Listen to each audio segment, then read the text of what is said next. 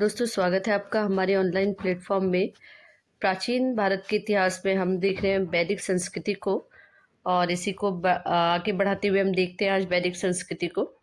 तो अध्ययन की दृष्टि से वैदिक संस्कृति को हम दो भागों में विभाजित करते हैं। ऋग्वैदिक काल या पूर्व वैदिक काल भी कहते हैं इसको, और उत्तर वैदिक काल। ठीक है, पहला हो जाएगा ऋग्वैदिक काल या पूर्व वैदिक काल, और सेकंड हो जाएगा उत्तर वैदिक काल। तो ऋग्वैदिक काल को हम, इसमें लोहे का जो ज्ञान था, लोहे का कोई भी उल्लेख इसमें नहीं है। यानी कि ऋग्वैदिक काल के संस्कृति के लोगों को लोहे का ज्ञान नहीं था, लेकिन उत्तर वैदिक काल के लोगों को लोहे का ज्ञान था।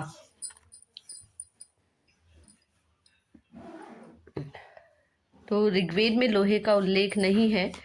लोहे का ज्ञान 1000 ईसा पूर्व के आसपास एटा जिले के अतरंजी खेड़ा से प्राप्त हुआ। इसी कारण इसे ऋग्वेद काल की उच्च सीमा 1000 ईसा पूर्व रखी गई है, और सिंधु सभ्यता का पतन 1500 ईसा पूर्व माना जाता है। अतः इसकी निम्न सीमा 1500 ईसा पूर्व रखी गई है। उत्तर वैदिक काल 1000 ईसा पूर्व से 6000 ईसा पूर्व। उत्तर वैदिक ग्रंथों में लोहे का उल्लेख मिलने लगता है, अतः इसकी निम्न सीमा 1000 ईसा पूर्व रखी गई है। और 600 ईसा पूर्व में भारत में द्वितीय नगरी क्रांति प्रारंभ हुई, जो उत्तर वैदिक काल के बाद की घटना है। अतः इसकी उच्च सीमा 600 ईसा पूर्व रखी जा सकती है। हाल ही में सोनभद्र जिले में राजा नल के टीले और अन्य स्थलों की पर हुई खुदाई से पता चला है कि उनके निकटवर्ती क्षेत्र प्राचीन काशी और आज के वाराणसी जिले में लोहे का इस्तेमाल 1500 ईसा पूर्व होता था। ठीक है, तो लोहे का जो प्रयोग है ऋग्वैदिक काल में नहीं होता है। उत्तर वैदिक काल में लोहे का प्रयोग का वर्णन मिलता है, और उत्तर वैदिक काल में लोहे का जो वर्णन मिलता है वह अतरंजी खेड़ा एटा जिले के अतरंजी खेड़ा में लोहे के साक्ष्य प्राप्त हुए हैं। और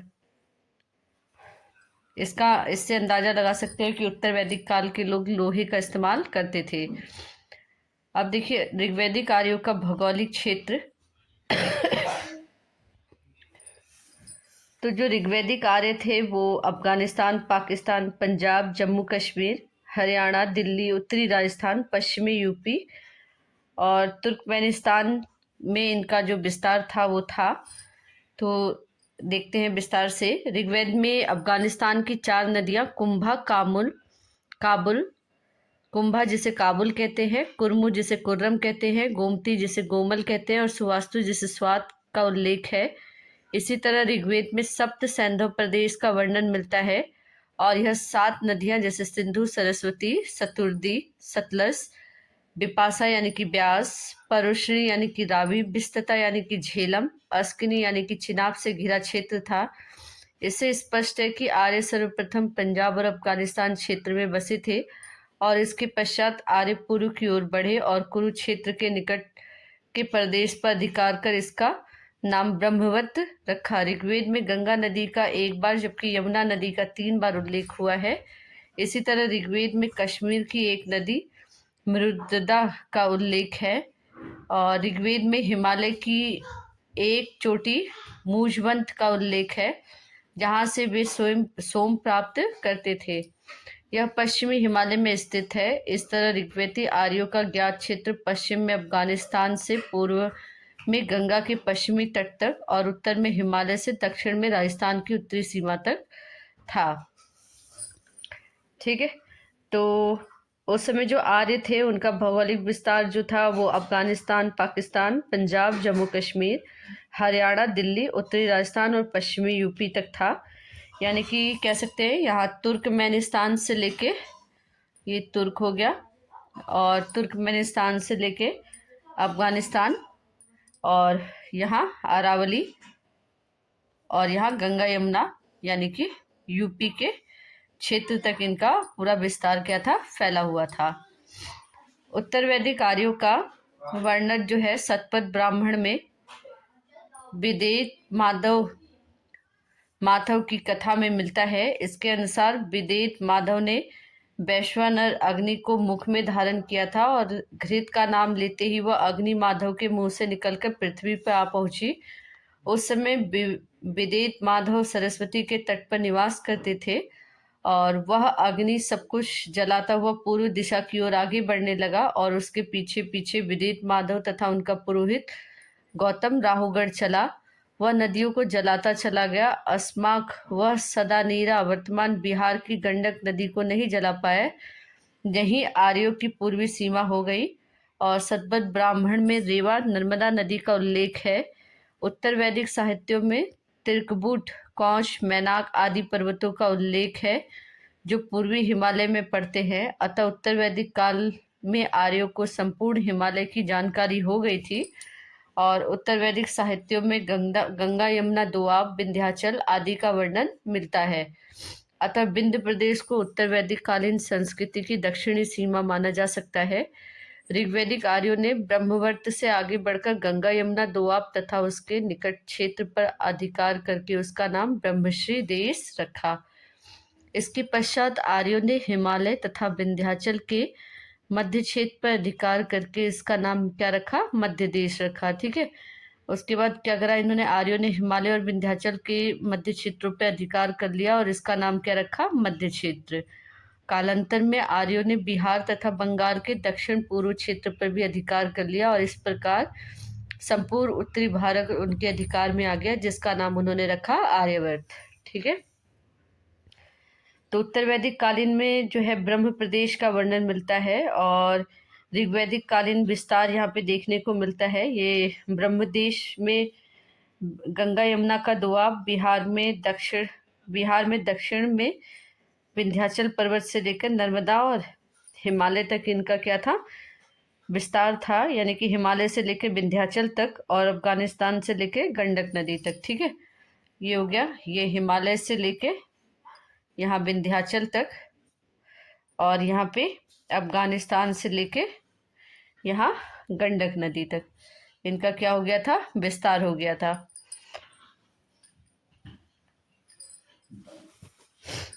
तो वैदिक संहिता में ऋग्वेद के 10वें मंडल में नदी सूक्त यानी कि 21 नदियों का उल्लेख मिलता है और वैदिक संहिता में 31 नदियों का उल्लेख है और ऋग्वेद में 25 नदियों का उल्लेख है। ठीक है। और ऋग्वैदिक आर्य जो थे अफगानिस्तान, जम्मू कश्मीर, पंजाब, हरियाणा, गुजरात, पश्चिमी यूपी और राजस्थान में इनका मुख्य निवास था। और सिंधु नदी का यहाँ पे बार बार उल्लेख मिला है और सरस्वती नदी को यहाँ नदी तमा, देवी तमा और माते तमा कहा गया है। वाणी व संगीत की देवी कहा गया है। नदियों में अग्रवर्ती कहा गया है और तीव्र बुद्धि प्रदान करने वाली नदी कहा गया है। उसके बाद नदी सूक्त में देखिए, अफगानिस्तान में जो है 4 नदियां बहती थी, कुंभा, कुर्रम, सुवास्तु और गोमती।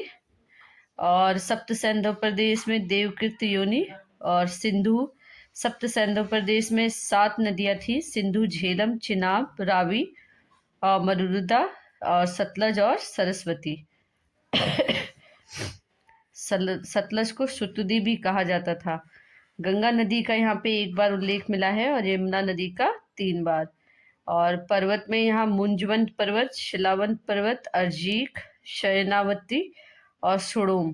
ठीक है। शयनावती और शुड़ोम कश्मीर घाटी में है और मुंजवंत अफगानिस्तान में हिंदुकुश पर्वत जहाँ से सोम रस निकाला जाता था और इंद्र को सोम का पान कराया जाता था। ठीक है। सोम रस जो है वो कहाँ से निकाला जाता था, हिंदुकुश पर्वत से। तो ऋग्वेद में नदी सूक्त में विपाशा यानी कि ब्यास नदी का उल्लेख नहीं है। इसके स्थान पर कश्मीर की मरुदा नदी का नाम मिलता है और ऋग्वेद में सरस्वती की सहायक दृष्टांतति नदी का उल्लेख है। इसकी पहचान आधुनिक चौतंग नदी से की जा सकती है।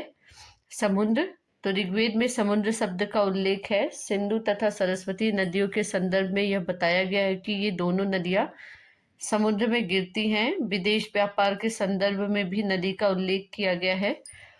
कुछ विद्वान जैसे मैक्स मूलर और लॉन्सेन ने आदि का मानना है कि ऋग्वैदिक आर्यों को समुद्र का ज्ञान था, परंतु कीट तथा अन्य पाश्चात्य विद्वान के अनुसार ऋग्वेद में समुद्र का स्पष्ट संकेत नहीं मिलता है। Doctor R.S. शर्मा के अनुसार ऋग्वेद में उल्लिखित समुद्र किसी जलराशि का वाचक है। उसके बाद आते हैं वैदिक साहित्य में।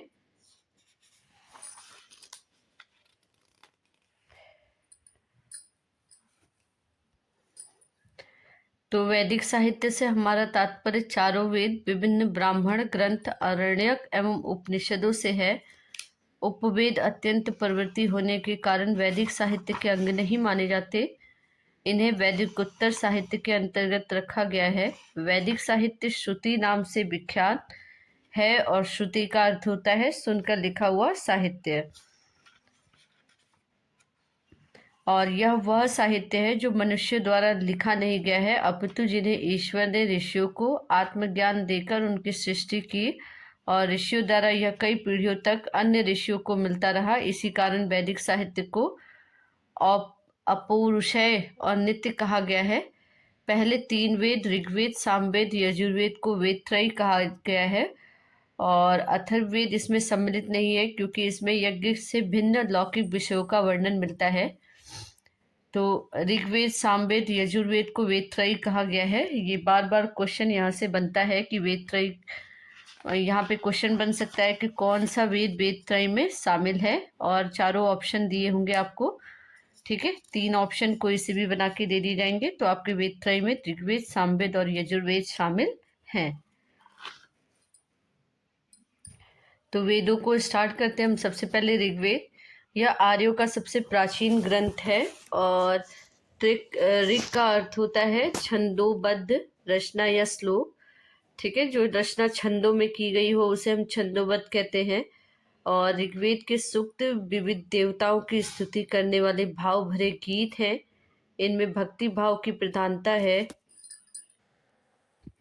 यद्यपि ऋग्वेद में अन्य प्रकार के सूक्त भी है, परंतु देवताओं की स्तुति करने वाले श्रोतों की क्या है, इसमें प्रधानता है। और ऋग्वेद की रचना संभवतः सप्त सैंधव प्रदेश में हुई होगी। इसमें 10 मंडल, 1028 सूक्त या 1017 सूक्त है एवं 10,580 इसमें मंत्र है। मंत्रों को ऋचा भी कहा जाता है और सूक्त का अर्थ है अच्छी उक्ति। प्रत्येक सूक्त में 3 से 100 तक के मंत्र या ऋचाएं हो सकती हैं। वेदों का संकलन महर्षि कृष्ण देवपायन ने किया, इसलिए इनका नाम वेद व्यास भी रखा गया है। ऋग्वेद में ज्यादातर मंत्र देव आहत से संबंधित है। ऋग्वेद के मंत्रों का उच्चारण करके जो पुरोहित यज्ञ संपन्न कराता है उसे होता कहा जाता था। और ऋग्वेद में 3 पाठ मिलते हैं। साकल 1017 सूक्त हैं। बालखिल्य इसके 8वें मंडल में इसे 8वें मंडल का परिशिष्ट माना जाता है। इसमें कुल 11 सूक्त है। वास्कल इसमें कुल 56 सूक्त हैं, परंतु यह उपलब्ध नहीं है। ऋग्वेद के 2 से 7 तक के मंडल सबसे पुराने माने जाते हैं। पहला, 8वां और 9वां और 10वां मंडल परवर्ती काल का है और 10वें मंडल जिनमें पुरुष सूक्त भी है सबसे बाद का है। प्रत्येक मंडल और उससे संबंधित ऋषि निम्नलिखित हैं। प्रथम मंडल मधुछंदा, दीर्घतमा और अंगिरा। द्वितीय मंडल में गृत्समद। तृतीय में विश्वामित्र, गायत्री मंत्र का उल्लेख है। चौथा में वामदेव, कृषि संबंधी प्रक्रिया। 5वां में अत्रि, 6वां में भरद्वाज, 7वां में वशिष्ठ, 8वां में कण्व ऋषि। इसी में 11 सूक्तों का बालखिल्य परिशिष्ट माना जाता है। 9वां पवमान अंगिरा, सोम का वर्णन। 10वां क्षुद्र सूक्ति और महासूक्ति। ऋग्वेद की रचना के काल के संबंध में विद्वानों में मतभेद है। बाल गंगाधर तिलक ज्योतिष गणना के आधार पर ईसा पूर्व 6000 से इस सभ्यता का प्रारंभ मानते हैं। याकूबी यह समय 4500 ईसा पूर्व से 2500 ईसा पूर्व तक निश्चित करते हैं। मैक्स मुलर ने ऋग संहिताओं का काल 1200 से 1000 ईसा पूर्व निश्चित किया है और आधुनिकतम विवेचन डॉक्टर विंटरनिट्स का कथन है कि वैदिक काल का प्रारंभ ईसा पूर्व 3000 तक माना जा सकता है। और उनकी मान्यता है कि भारत का ऋग्वेद और ईरान में की अवेस्ता लगभग एक ही काल की रचना है। जिस समय वेदों का सृजन हुआ उस समय कोई लेखन प्रणाली प्रचलित नहीं थी। अपने गुरुओं से मंत्रों का श्रवण कर कंठस्थ किया हुआ यह साहित्य लगभग पिछले 3000 वर्षों से यथावत विद्यमान है और इसे आलेखित बहुत बाद में किया गया है। ब्राह्मण ग्रंथ में ये वेदों के गद्य भाग हैं जिनके द्वारा वेदों को समझने में सहायता मिलती है। ऋग्वेद के 2 ब्राह्मण हैं, ऐतरेय और कौपितकी, और एक ऐतरेय ब्राह्मण के संकलनकर्ता महिदास थे। उनकी माँ का नाम इतारा था और इतरा का जो पुत्र होने के कारण वे महिदास ऐतरेय कहलाए और उनके द्वारा रचित ब्राह्मण ऐतरेय ब्राह्मण के नाम से प्रसिद्ध हुआ। इसमें राज्याभिषेक के विभिन्न यज्ञ विधानों का विवेचन मिलता है। इनमें सोमयज्ञ का विस्तृत वर्णन और संक्षेप आख्यान है। ऐतरेय ब्राह्मण में अथाह अनंत जलाधि और पृथ्वी को घेरने वाले समुद्र का उल्लेख है। कौशितकी ब्राह्मण के संकलनकर्ता कुशितक ऋषि थे। कौशितकी अथवा संख्यायन ब्राह्मण में विभिन्न यज्ञों का क्या मिलता है, वर्णन मिलता है। उसके बाद आता है अरण्यक। अरण्यक शब्द का अर्थ वन में लिखा जाने वाला है और इन्हें वन पुस्तक कहा जाता है। यह जो मुख्यतः जंगलों में रहने वाले सन्यासियों और छात्रियों के लिए लिखी गई थी। ये ब्राह्मणों के उपसंहारात्मक अंश अथवा उनके परिशिष्ट है और इनमें दार्शनिक सिद्धांत और रहस्यवाद का वर्णन है। अरण्यक कर्मयोग जो ब्राह्मणों का मुख्य प्रतिपाद तथा ज्ञान मार्ग जिसका उपनिषद में प्रतिपादन किया गया है के बीच सेतु का कार्य करते हैं।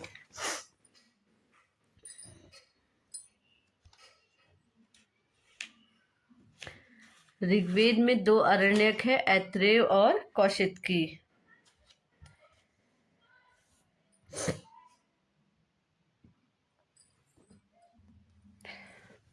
और ऋग्वेद जो है प्राचीनतम वेद है और महर्षि कृष्ण देवपायन या वेद व्यास जो है ऋग्वेद के संकलन करता है और इसमें जो है देवताओं की स्तुति और प्रार्थनाओं का संकलन है। और ऋग्वेद को 3 भागों में विभाजित किया गया है, साकिल, वालखिल और वास्कल में। साकिल में 1017 सूत्र हैं, साकिल यानी कि छंद हैं। वालखिल में 11 और वास्कल में 56 जो उपलब्ध नहीं है। वास्कल जो है वो उपलब्ध नहीं है। और ऋग्वेद में 10 मंडल हैं, 8 अष्टक हैं और 1028 सूत्र या सूक्त हैं और एक सूत्र 3 से 300 मंत्र इसमें लिखे गए हैं। एक सूत्र में 3 से लेकर 300 तक मंत्र लिखे गए हैं और प्रत्येक मंत्र जो है अग्नि देवता की उपासना से प्रारंभ होता है। जो मंत्र है वो प्रत्येक किससे शुरू होता है, अग्नि देवता की उपासना से। सूक्त में अच्छी बातें लिखी गई हैं। मंत्र जो है प्रत्येक मंत्र अग्नि देवता की इस उपासना से यहाँ पे शुरू होता है। और यहाँ पे ऋग्वेद के चतुर्मंडल में जो है 3 राजाओं का वर्णन है, ताजदस्यु, अजमीर और पुरमीन। और इन तीनों राजाओं से 3 मंत्रों का वर्णन भी मिला है। और दूसरे मंडल से और 7वें मंडल से प्राचीनतम वंश या ऋषि मंडल भी यहाँ से प्राप्त हुए हैं, दूसरे और 7वें मंडल से। 7वें मंडल से 10 राज युद्ध का वर्णन होता है, जहाँ 10 राजाओं के युद्ध के बारे में यहाँ पे वर्णन मिलता है। जैसे सुदास थे, राजा सुदास थे, उनके अपोजिट साइड 10 राजा युद्ध के लिए खड़े थे। इनमें से 5 आर्य थे और 5 अनार्य थे। और युद्ध जो है वो परसुड़ी नदी या रावी नदी के तट पर हुआ था और इस युद्ध में सुदास की क्या हुई थी, विजय हुई थी, है ना। तो ऋग्वेद में 2 अरण्यक हैं, ऐतरेय और कौशितकी। और उपनिषद